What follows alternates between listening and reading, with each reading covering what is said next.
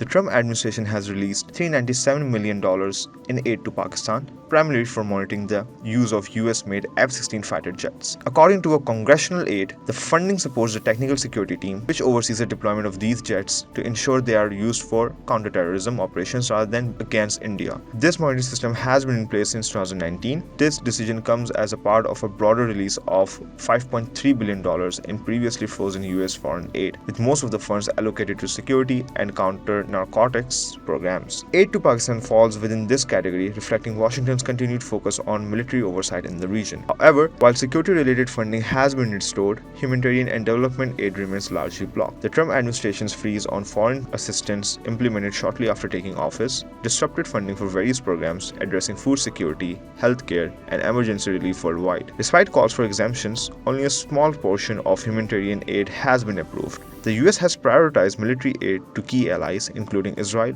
Egypt, Taiwan, and the Philippines. Additionally, funds have been allocated for countering drug trafficking and illegal migration. In contrast, social programs under the United States Agency for International Development have received less than $100 million in exemptions, significantly lower than the agency's annual budget before the freeze. One of the few humanitarian exemptions include $78 million for non-food assistance in Gaza, which continues to face a severe humanitarian crisis. Another $56 million was allocated to the International Committee of the Red Cross as part of the ceasefire deal between Israel and Hamas. Despite the restrictions on humanitarian aid, the US government continues to support military efforts worldwide. Security exemptions include $870 million for Taiwan's defense, $336 million for modernizing Philippine forces, and over $21 million for Ukraine's police and border guards. Funds are also released to equip Haiti's international security force with arms and surveillance equipment amid escalating gang violence. While the Trump administration defends these decisions as part of its America First policy, critics warn that reducing foreign aid could have long-term consequences. Former US officials argue that neglecting humanitarian assistance may lead to worsening crisis, increased migration, and security threats. The aid freeze, initially approved by President Trump, had already been challenged in court. A federal judge recently ordered the administration